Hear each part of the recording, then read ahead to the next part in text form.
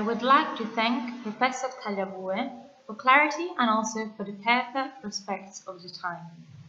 We will answer questions at the end of the morning session, so if you have questions, you can ask them then.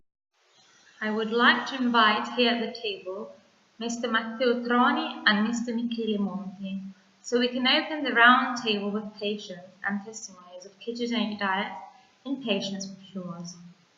The idea of this round table is to simply give space to patients, therefore to explain their experiences, but also behind of the scientific aspects of explaining the practical difficulties of application. So what they thought about it. These are direct testimonies, so it doesn't want to be an excursus on the current research of ketogenic tumors, that, as I said, it is still an embryonic stage. There are strong evidences, but still on many animal models, and many scientists to explore, in the sense that, for example, just in some types of tumors or particular genetic characteristics, even ketosis seems to be harmful rather than beneficial. But in general, the data from the corporate literature indicates that ketogenic diet can be used successfully, especially with tumors, as said, linked to glucose metabolism, and in this case, specifically with the tumor's central nervous system.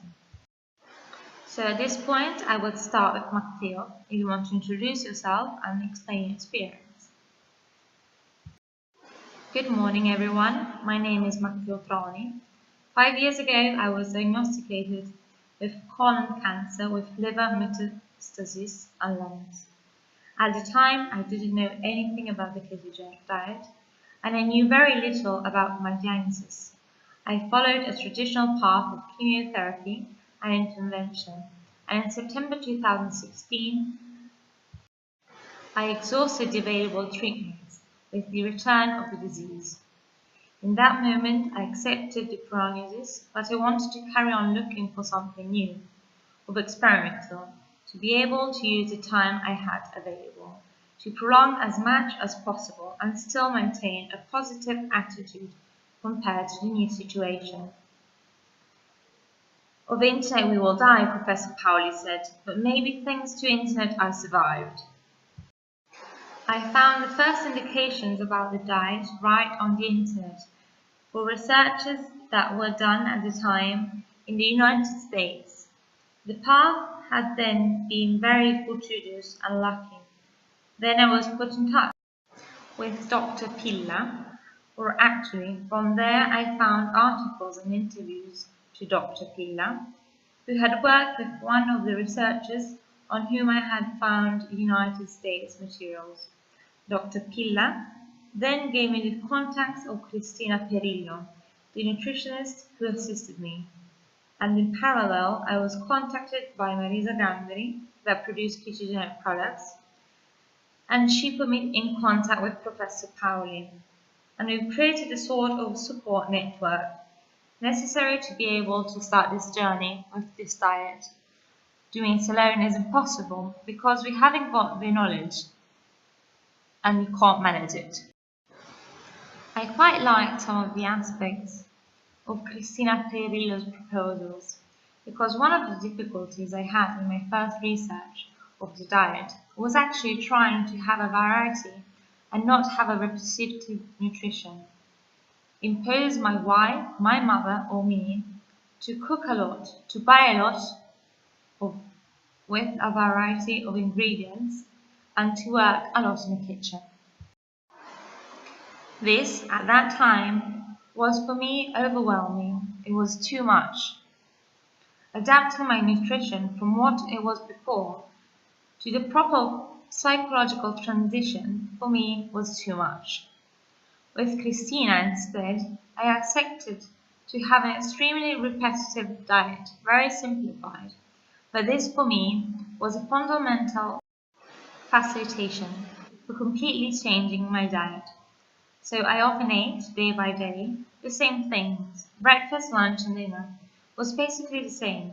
But this was an important part because not only was it easier to monitor the blood values and also understand from the very slight transgressions and slight variations what impacted on my values, but also psychologically, for me it has greatly facilitated the nutrition adaptation completely different, almost to be seen in therapeutic terms and not just as a diet. It is not as temporary as a diet to lose weight. I refer to the oncological application. You have to abandon the idea of having a normal nutrition, and I have accepted this. I eat very differently from how I ate before, and my relationship with food is very different from what it was before. Two important points in reference to what you said. The first one is how you came to know the ketogenic diet. You said from the internet, but my advice is rely on professionals who work seriously and know the subject because, unfortunately, it is a big sea in which you can drown. Yes, I confirm. And so you have to understand this staging and type of tumor, the type of path to follow, because you often hear anything and everything. The path you did, you've passed by different people who have different skills, but working and researching and who knows the subject.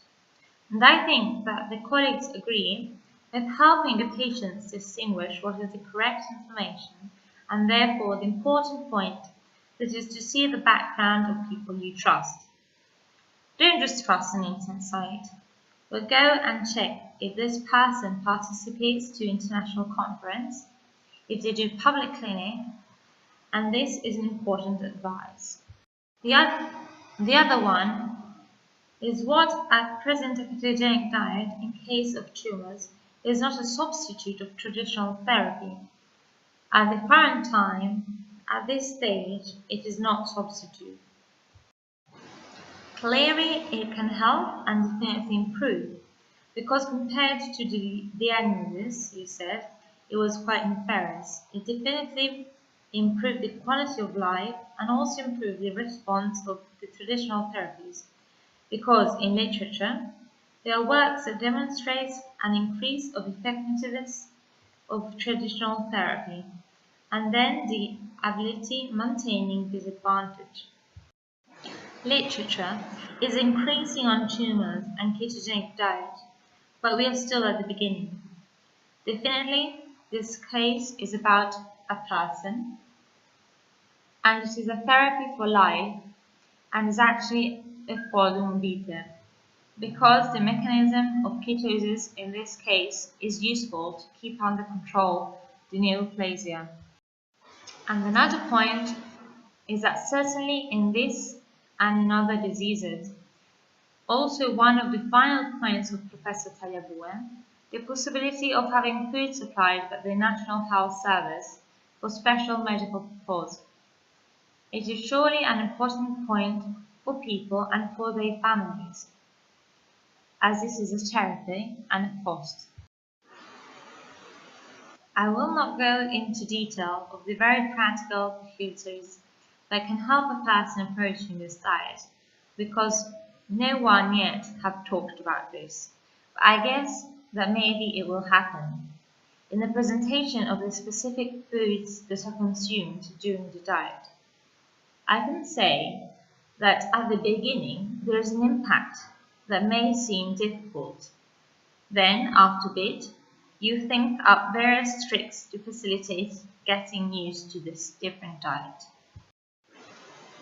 It has been a year and a half from when I started the diet, and certainly at the very beginning my diet was very simplified, but it was useful to effect in me very restrictive boundaries of the diet, and today, always inside those bounds, I can adapt.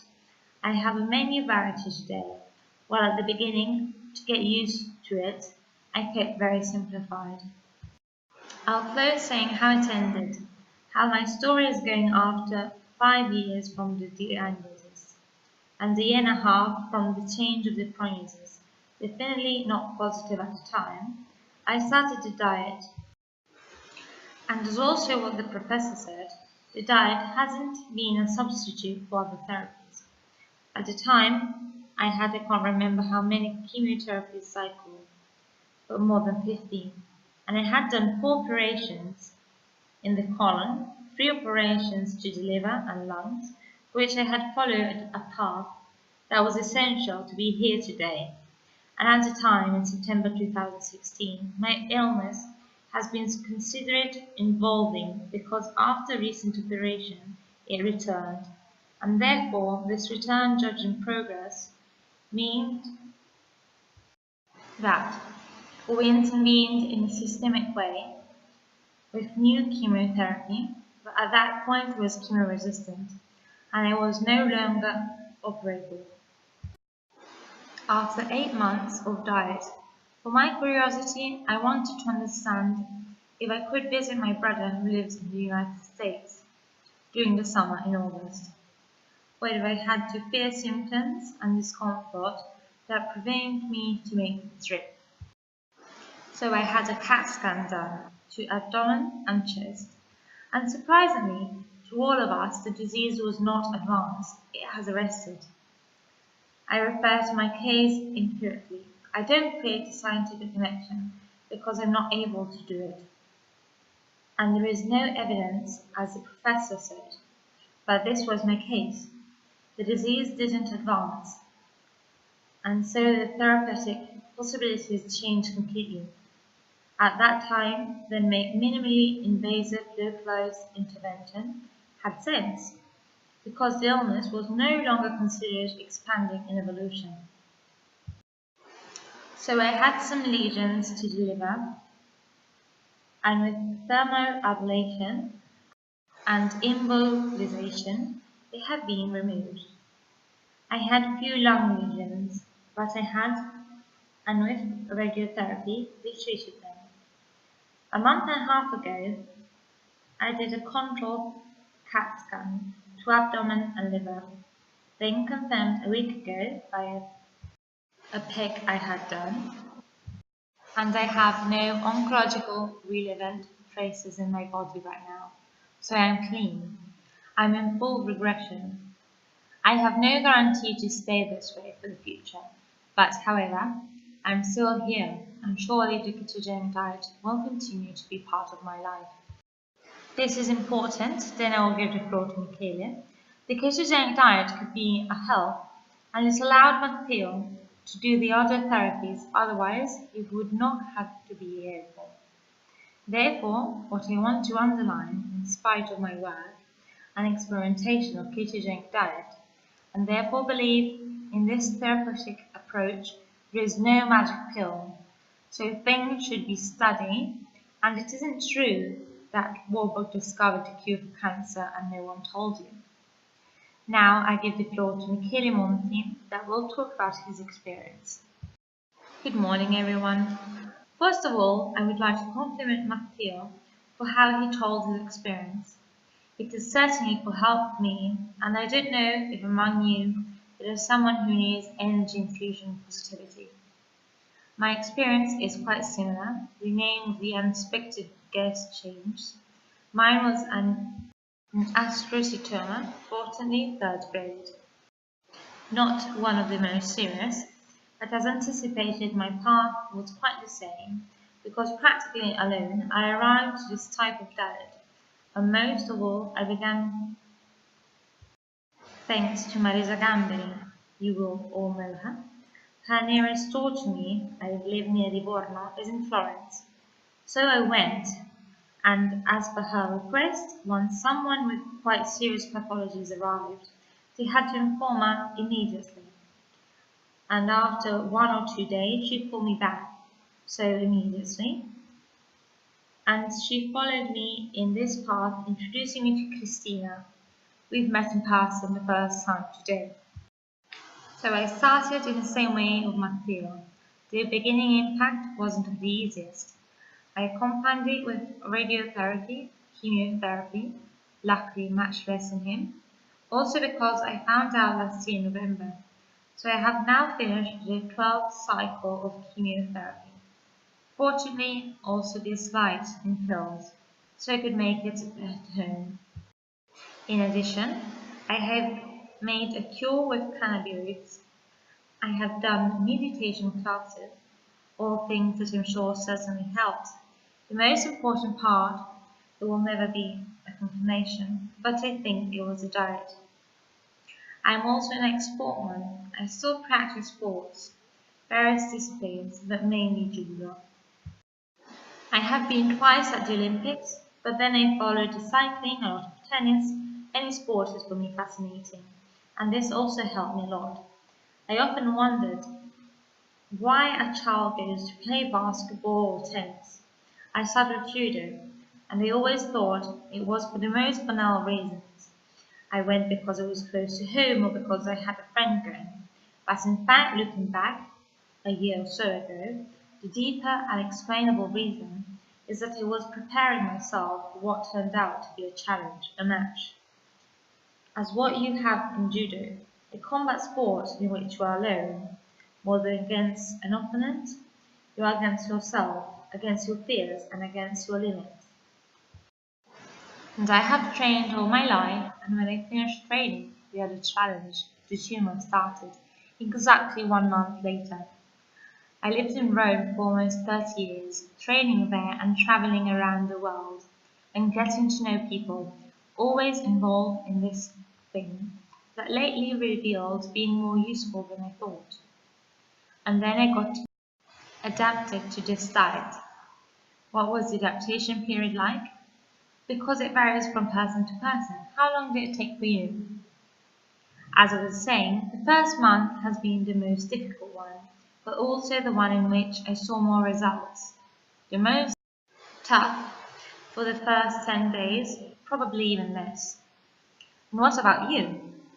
At the beginning, there are been phases of adaptation for the diet and the research of the ketogenic state, ketosis. So these two things together took me about a month and a half. But after these invasive operations and their side effects, I had to interrupt the diet because I couldn't physically eat the fats. And in that occasion, with some experience of this diet, it took me 2 weeks and a half, 3 weeks. And I must say that in this second moment, I lived in purity. So all these side effects that you have read about, like the keto flu from ketosis, I really lived it completely. I had 4 or 5 days in which I understood that my body was adapting, inverting the metabolic state. How I explained earlier, this is the need of this moment of adaptation, the shift of the metabolism. Like in sports, the most difficult moment is the start. So my advice is also at a practical point of view, also for those who work in a clinic, the first days are slightly more difficult. Then one managed to organize the nutrition. We can say that Christina has been my guard dog. Every 3 days I'd say, let's add something because only one egg, and 100 kilos. And what about the last analysis? I did them a week ago, but right from the start, my oncologist is slightly pessimistic in his nature. The first MRI scan after radiotherapy, in which I was already on the diet, you could see a slight remission of the mass. And it went on like this until now. The third one I've done, he wasn't so happy about it, neither after the second one. I also asked information to other doctors. I also went to Spain, to Pamplona, a university institution in which they do cures with viruses for these kind of oncological reasons. So I had contacts also there, and I went a few times to show her the scan, and she said to carry on with what I was doing because obviously from the images there is a reduction. Surely from this you can understand the message is not in all tumors, but for sure in some. The ketogenic diet can help always with the traditional therapy. For me, we are talking about a cerebral tumor. The ideal target are these. The glucose enter, but the fatty acids don't. This is at the base of the GLUT1. And in this case, the major indications are for central nervous system tumors, but not only because we have other examples. The corpus is not yet sufficient, but definitely indications we are ahead. There was Professor Tagliabue that wanted to add something. Could I just conclude about this necessary of glucose that during the recovery in hospital, while waiting for the biopsy results, I was there for about a month with obvious problems because the hematoma was big. Also after my surgery, I felt I needed sugars. I used to eat trays of croissants, and then after an hour, my body needed other sugars because the tumor was eating them. Obviously, you will be more able to explain this point than me. This last point we have quite often. A meal full of sugars and there is the insulinic peak that collapses, so you get hungry more often. This is why we suggest foods with a low glycemic index. I thank you for this testimony, and I would like to reconnect a sentence that the second man said earlier, so we won't ever know if that was the diet. So I would like, as Professor Powley put these experiences in perspective, I would like to put them in perspective even more, because there are at least 7 registered trials. I'll tell you this especially for the doctors here, but also for patients, that are focused to use the scientific method that we use, so the experimental one, to evaluate with the scientific method to separate the adjuvant effects of the ketogenic diet in reference to all the rest, with precise criteria of inclusion and exclusion, an experimental picture. You can also check this on clinicaltrial.gov. And above all, as you anticipated about brain tumors making feast to the tumor cells, they use only sugar, but they don't all work like this. There is also a neurologist here, if you'd like to add something. Also the Lombardy Oncologic Network, we've been talking about this for years, of the protocol for the application on the brain tumors, as the major problem has always been. And now we've also presented a project for the founding of the Italian Association for Cancer Research, and I hope it all goes well.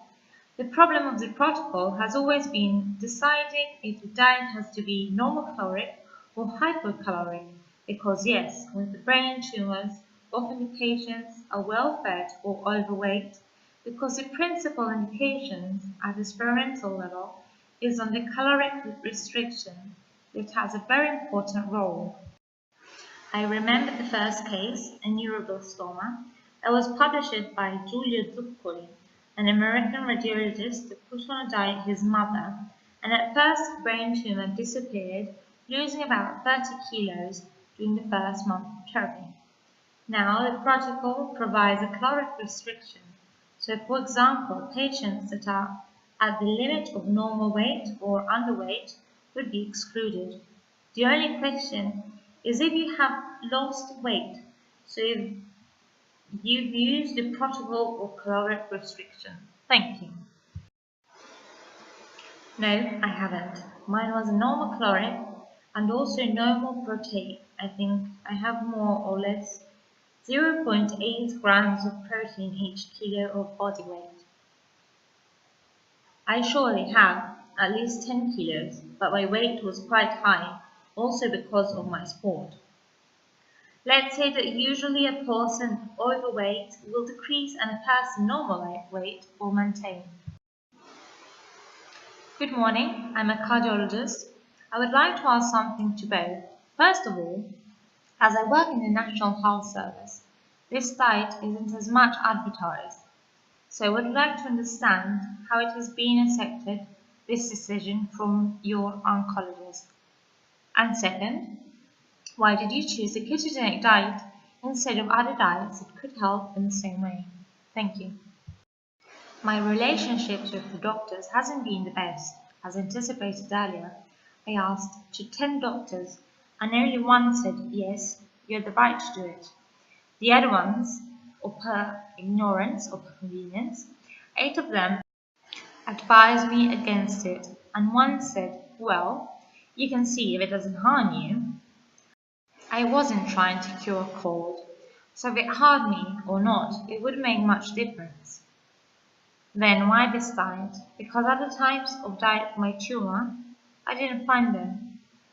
Then, often, you have to take a decision, not immediately, but almost, and for sure it couldn't harm me. Then once started, it was very easy. I have had relationships with different centers and doctors. I always searched each time the surgeon that could do a precise thing, or the radio intervened, and I choose the oncology because it was close to home. I have a broad panorama of feedbacks from doctors that work in the oncology sector, and the generalized answer is that it isn't known and they don't know food paths to follow during other therapies. But a curious operator I've met a lot, I can't believe they don't know at all about the diet. You'll be more able to tell me, being a doctor. I am a lawyer, and I know the border of what I can say and what I can't say. But probably a doctor can't. Probably the doctors I met knew this, but didn't want to advise it. I read several books that say that tumors in laboratory are very easy to kill. The problem is that the human body is not alive, and they're not only tumor cells, and therefore this gap between the purity is imperfection in the jungle of the human body. For some who express themselves in ketogenic according to them would not have an effectiveness oncology. But then I think it is a bit to the patient to become pilot of his fate.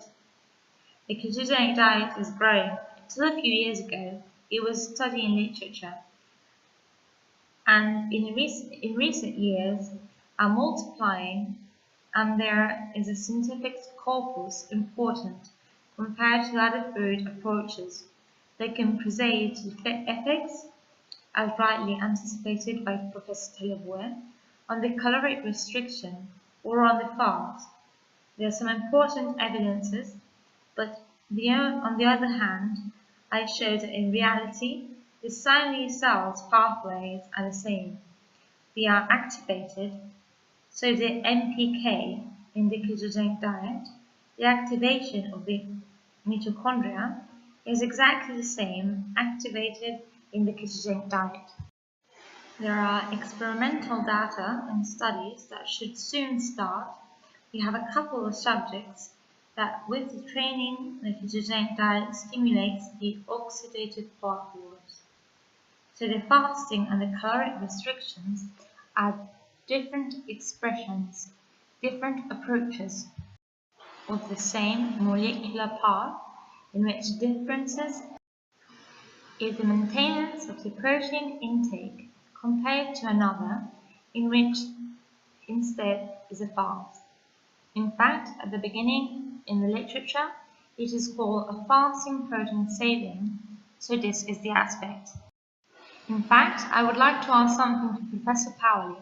One of the experiments in which they gave me a diet in support of these therapies was at the Istituto Nazionale dei Tumori, in which Dr. Villarini talked about the fast mimicking diet of Professor Walter Longo.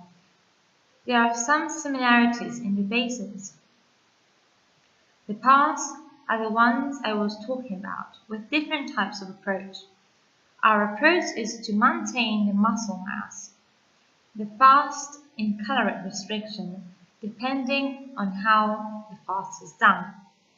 There was a publication on a work on intermittent fasting on athletes, in which the maintenance of muscle mass has been shown, but I'm interested in the final effect.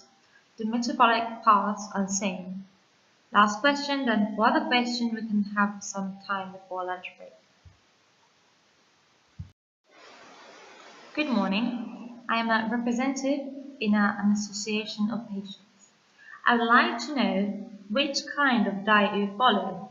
So what kind of ketogenic ratio? So 4:1, 3:1, 2:1, MAD. And what level of ketone you have. So how many millimolars per liter? Actually, it has been some time since last time I've checked. But when I started, it was a 4:1 and I reached 2.7 per liter. Now I'm not checking anymore. I also have a 4:1. I started with a 3:1, but I couldn't reach the desired values.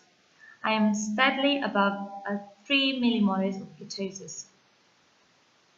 I would like to add something. In other patients, however, the values oscillate because they're not constant during the days. However, minimum, they are 1.6, 1.5, with peaks of 4.2 and 4.3. The values are more or less these. I would like to thank the two guests, and now let's go to the coffee break. And we'll start again at 11:30 with Professor Vidjotti, who will talk about the ketogenic diet in epilepsy and neurological disease.